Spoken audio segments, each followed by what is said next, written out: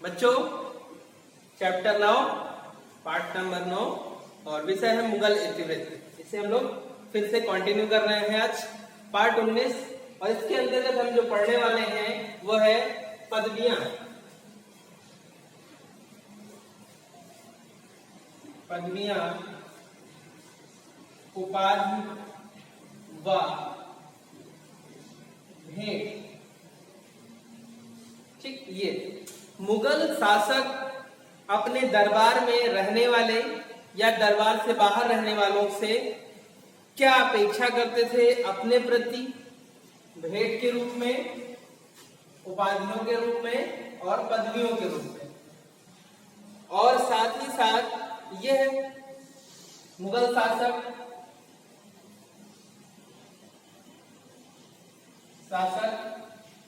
किस आधार पर किसी को उपाधि देते थे, पदवी देते थे अथवा भेंट प्रदान करते थे। भेंट मतलब उपहार, कैसे किस आधार पर प्रदान करते थे और साथ ही साथ कैसे स्वयं पदवियां धारण कर लेते थे।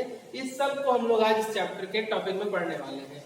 इस बिंदु में हम इसके अंतर्गत उपाधि, पदवी और भेंट, ये तीन चीजें, इनका स्वरूप कैसा था, शासक किसी को कैसे प्रदान करता था, वह कैसे स्वयं लेता था, इस सब पर चर्चा करने वाले हैं।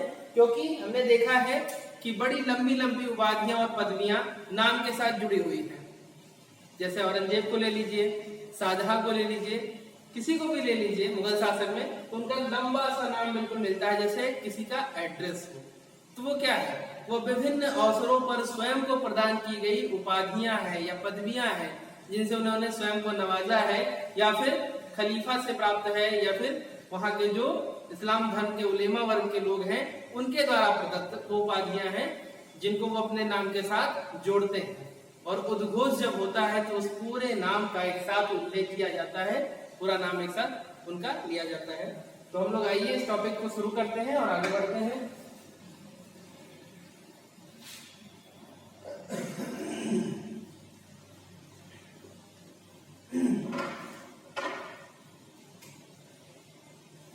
ये हमारा टॉपिक है मुगल शासक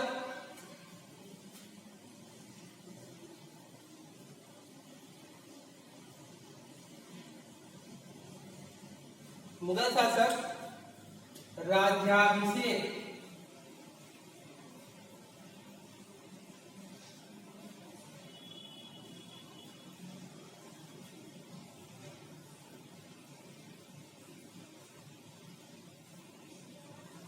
मुगल शासक राज्याभिषेक के समय यानी शासन सत्ता में शासक बनने के समय या विजय के बाद, विजय के बाद के शब्द से मतलब है कि किसी पर आक्रमण करना और आक्रमण में विजय कर लेने के बाद उस युद्ध की विजय के उपलक्ष्य में याद में अपने नाम के साथ कोई उपाधि जोड़ लेना। ठीक, ये होता था। तो राज्याभिषेक के समय अथवा विजय के बाद विशाल पदवियां धारण करते थे।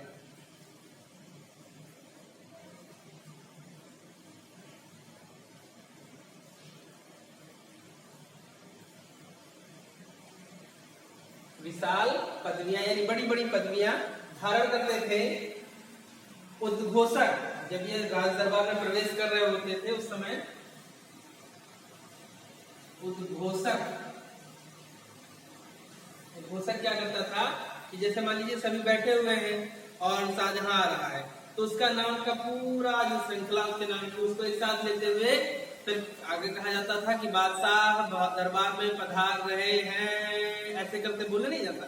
ऐसे आपने मूवीज में देखा होगा, तो ऐसे ही बोला जाता था। तो जब उद्घोषक को कहते थे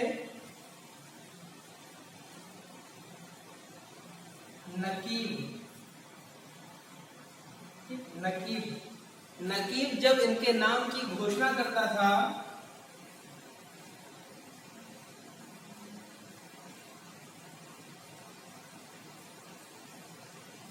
तो बड़ा ही विस्मयकारी लगता था।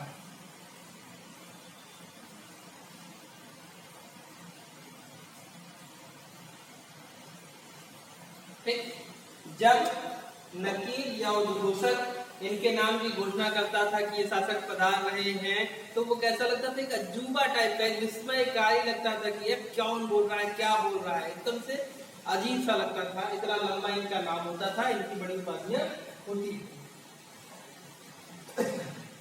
साथ ही साथ शासक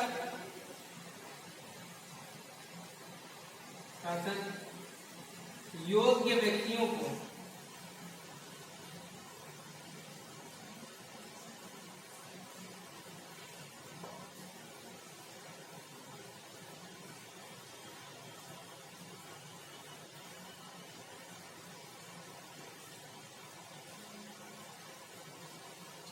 शासक स्वयं तो पदवियां धारण करता था विभिन्न मौकों पे, लेकिन उसके साथ ही साथ विभिन्न अवसरों पर योग्य व्यक्तियों को उनकी प्रतिभा के अनुसार, उनकी योग्यता के अनुसार उनको उपाधियों से भी नवाजता था, उनको उपाधियां भी प्रदान करता था। जैसे जैसे अगर देखा जाए तो आसफ खां, आसफ खान ये इस नाम का एक मंत्री था, एक मंत्री था, और वह मंत्री था पैगंबर शासक सुलेमान के यहाँ। ये ईरान के शासक थे, तो ईरान के शासक सुलेमान के यहाँ एक मंत्री था आसफ खां। तो यह मंत्री, इसका जो कार्य था बहुत ही अच्छा था, बड़े सुचारू रूप से अपने सारे कार्य करता था। तो क्या हो गया, इसका एक नेम टैग हो गया। जैसे कहते नहीं है कि हीरो क्या होता है मूवीज में, अच्छे काम करता है, पॉजिटिव वर्क करता है, सोशल रिफॉर्मर के तौर पे उसको शो किया जाता है, प्रेजेंट किया जाता है। तो लोग क्या कहते हैं, किसी को बोलते हैं तो कहते हैं कि तुम बहुत बड़े हीरो हो गए हो, हीरो हो गए ना। तो क्या है, मतलब यह है कि उसके अच्छाइयों को इसमें देखकर इसको उसका नाम दे देते हैं, कहते हैं तुम तो बिल्कुल भगवान की तरह हो। तो क्या है, तो इसका मतलब यही है कि भगवान अच्छी क्वालिटीज के कारण, अपने नेम फेम के कारण आगे हैं या प्रसिद्धि पे है, तो उसको कॉपी करके लोग किसी में देख के उनके वर्चुअल्स को वहां पे बोल देते हैं। तो ऐसे ये जो आसफ खां था, इनका मंत्री था, बहुत अच्छे कार्य करता था। तो जब कोई बहुत अच्छा कार्य करने लगता था मंत्री, तो उसे आसफ खां की उपाधि दे दी जाती थी, और यही उपाधि मुगल काल में व्यक्तियों को प्रदान की गई। उसके बाद जब हम आगे बढ़ते हैं तो औरंगजेब ने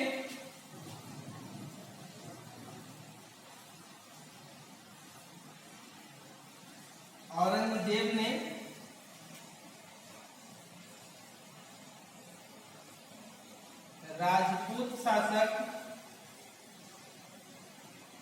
जय सिंह व जसवंत सिंह, जय सिंह व जसवंत सिंह, इन दोनों लोगों को मिर्जा राजा की उपाधि प्रदान की।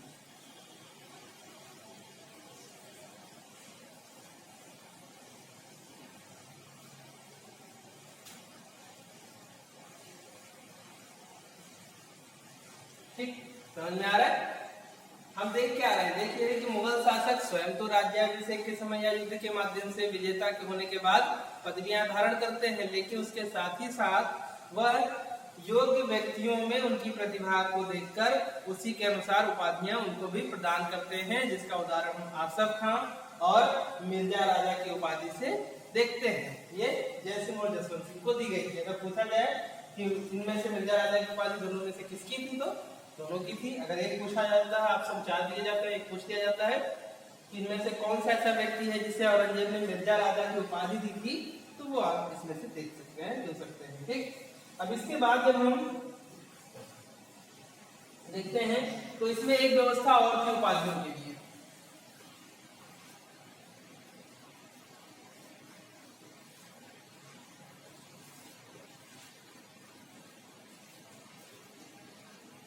उपाधियां प्रदान प्राप्त करने का तरीका क्या था, एक तो शासक राज्याभिषेक के समय, दूसरा युद्ध में विजेता होने पर।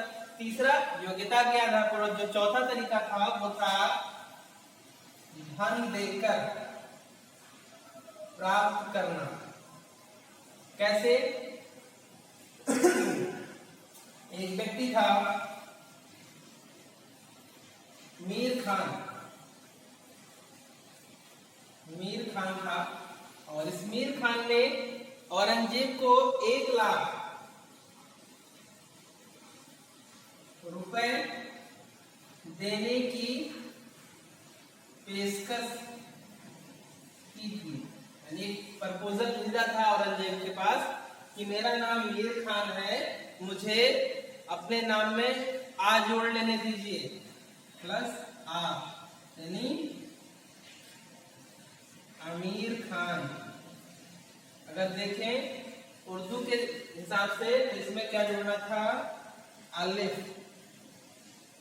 ठीक, उसने कहा कि महाराज मुझे अपने नाम के आगे अलिफ जोड़ने की अनुमति दे दीजिए, जिससे मेरा नाम आमिर खान हो जाए। इसके लिए मैं आपको 1 लाख रुपए आपके राजकोष में जमा कर सकता हूँ। हालांकि ये कहानी इतनी ही मिली, इसके आगे इसके बारे में कोई वर्णन नहीं मिला। मैंने भी ढूंढा कई किताबों में, लेकिन इसके आगे कहानी नहीं मिलती कि इन्होंने इनको अनुमति दी या नहीं दी। ये बात की बात है। अब हम लोग आते हैं उपाधियों पर। उपाधियां होगी, सॉरी, पदवियां, उपाधियां। अब हम लोग आते हैं उपहार पर। उपहार क्या होता था? और ये टॉपिक थोड़ा सा ध्यान रखिएगा। पदवियां,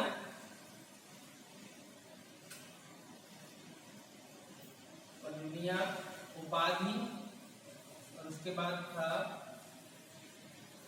उपहार, भेंट। ठीक, ध्यान रखिएगा इसको थोड़ा सा। यहाँ पदवियां या उपाधियां, उसके बाद उपहार और भेंट था। तो अब हम लोग आएंगे किस टॉपिक पे? उपहार पर।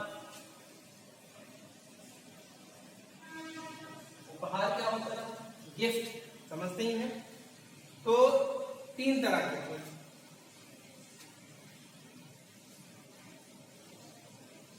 शासक द्वारा दिया जाता था। देखिए यहाँ पर उपहार और भेंट 2 चीजें हैं, ध्यान रखिएगा। उपहार शासक दे सकता है, देता है, जबकि भेंट शासक से मिलने वाले लेकर आते हैं देने। ठीक, कोई सामान्य व्यक्ति शासक को उपहार नहीं देता, वो जो लेके जाएगा वो भेंट होगा, यानी मुलाकात करने के लिए हम आए हैं और अपने साथ में ये लेकर आए हैं। शासक जो है वो उपहार देगा, प्रसन्न हो गए हैं और आपसे हम ये दे रहे हैं। गिफ्ट हमेशा आपको तब मिलते हैं जब सामने वाला आपसे इंप्रेस हो, आपसे प्रभावित हो और आपसे प्रसन्न हो। लेकिन भेंट क्या होती है कि एक मिलने का तरीका होती है कि उसके माध्यम से हम आपसे मुलाकात कर रहे हैं। तो जो शासक है वो उपहार देता था। उपहार कैसे होते थे? मुख्यतः 3 तरह के होते थे। पहला जामा, जामा देता था। जामा में क्या होता था? इसे कहते हैं खिल्लत।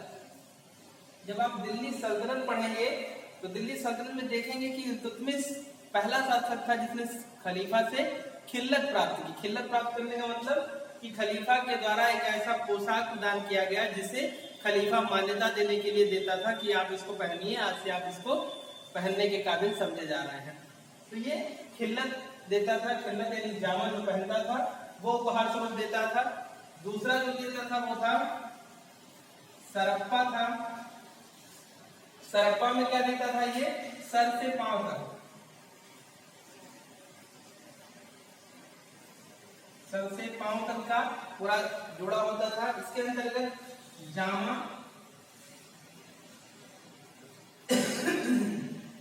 पगड़ी और पटका, ये सब होता था। जामा मैंने पहले ही बताया, खिल्लत की तरह यानी पूरा पहनने वाला। पगड़ी आप जानते ही हैं, सर पे धारण करने के लिए। और पटका जो होता था, आपने देखा होगा शासक ऐसे हाथ करके रखता है, उस पर ऐसे पट्टा पड़ा हुआ होता है कपड़ा, तो वो क्या हो, वही होता है पटका। तो यहाँ से गले से आके ऐसे और फिर ऐसे आपके लगे लेके चलता है, वो होता था पटका। यानी ये सब उपहार स्वरूप दे देता था। और उसके बाद में सबसे अंत में जो आता था तीसरा, वो था पद्म।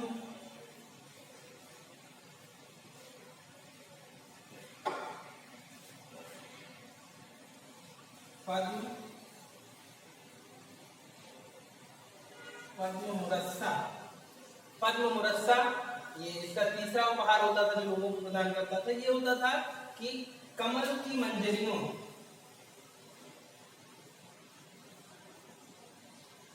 कमल की मंजरियां होती थी,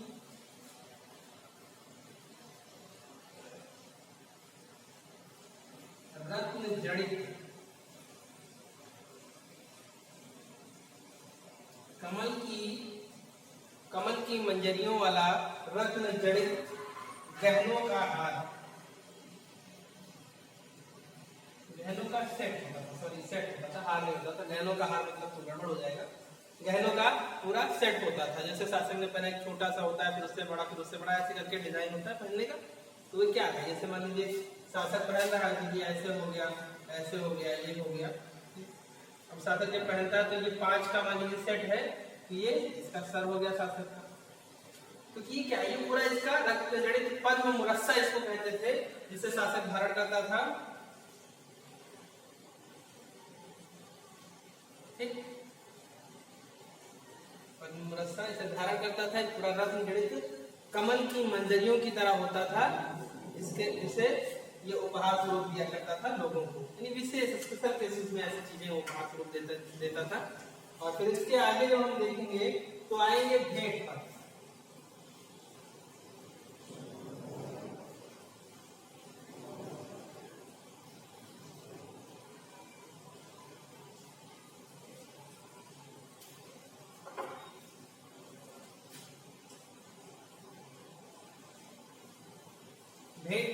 भेंट मतलब मुलाकात करने पर उपहार स्वरूप जो दिया जाए शासक को, वो भेंट कहलाता था। इसमें क्या होता था,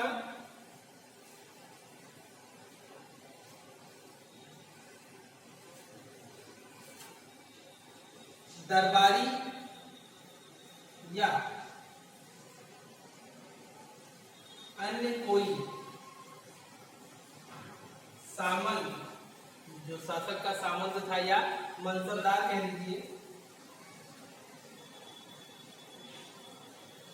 शासक का कोई भी दरबारी या मनसबदार शासक के पास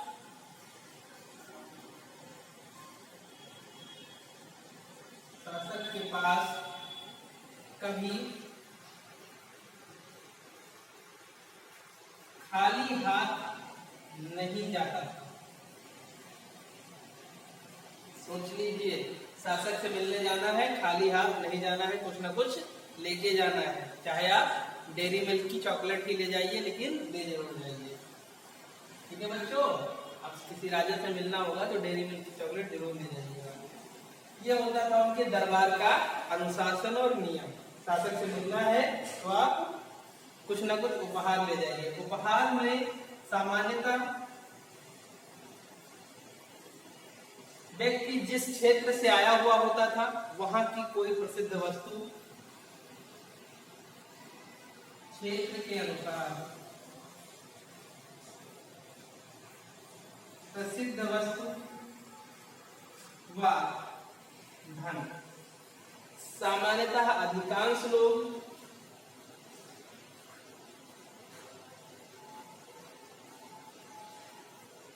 धन देते थे। अधिकांश लोग जो आते थे मिलने वो धन देते थे। एक बार की बात है,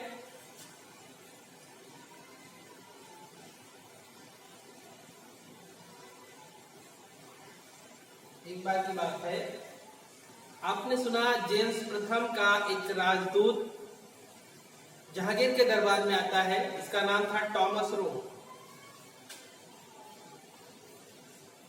टॉमस रो ने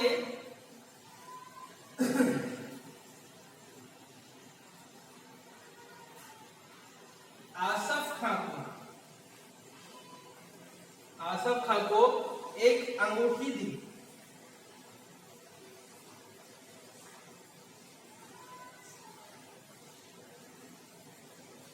उपहार स्वरूप एक अंगूठी दी, लेकिन आसफ खां ने उस अंगूठी को, ये अंगूठी इनको वापस कर देते हैं। क्यों?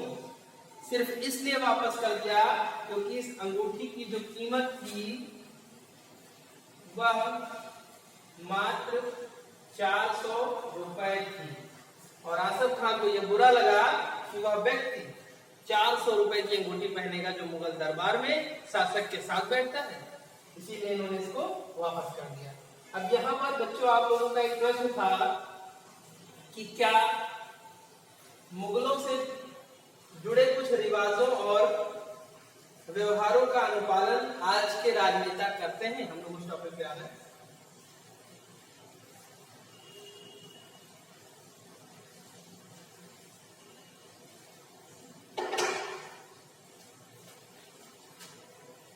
क्या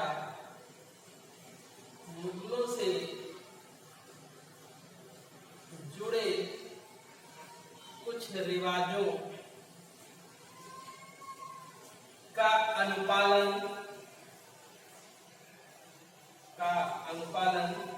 आज के राजनेता करते हैं? ये विषय था आपका, जिस पर आपको कहा गया था आपकी बुक में कि चर्चा कीजिए। तो आप बताइए कि क्या मुगल शासक जिस तरह से व्यवहार करते थे कि किसी का थोड़ा सा काम करने के बाद बड़ी सी उपाधि धारण कर लेना, किसी के मिलने आने पर उससे अपेक्षा करना कि वो हमको कोई धन या कोई वस्तु उपलब्ध कराएगा, गिफ्ट करेगा, या फिर उस आवश्यकता अनुसार उसकी मदद कर देना, ये सारी चीजें वर्तमान समय में आपको नेताओं में नजर आती हैं या नहीं, इसका आप खुद एक बार थोड़ा सा और अन्वेषण कीजिएगा। यहाँ मैं तो बता ही दे रहा हूँ कि आज वर्तमान समय में जो राजनेता है वो कहीं न कहीं उन्हीं की तरह व्यवहार करते हैं, अपने आप को वैभवशाली और आम जनता से अलग ऊंचा दिखाने का प्रयास करते हैं, और साथ ही साथ आने वाले जनमानस से जो उनसे मिलने आता है कहीं न कहीं इस बात की भी अपेक्षा रखते हैं कि कुछ न कुछ उनके द्वारा उनको प्रदान किया जाएगा, उपहार स्वरूप, भेंट स्वरूप या एज अ गिफ्ट, जो भी उनकी थॉट हो, लेकिन ऐसा कहीं न कहीं कुछ हद तक हमको देखने को मिलता है। ठीक है बच्चों, तो ये चैप्टर, ये टॉपिक इसी में समाप्त होता है। अगला टॉपिक हमारा है शाही परिवार का, जिसे हम लोग नेक्स्ट वीडियो के माध्यम से देखेंगे, जो पार्ट होगा 20, और 2 से 3 वीडियो दोहराएंगे, फिर आपका चैप्टर कंप्लीट हो जाएगा। ठीक है बेटा, थैंक यू।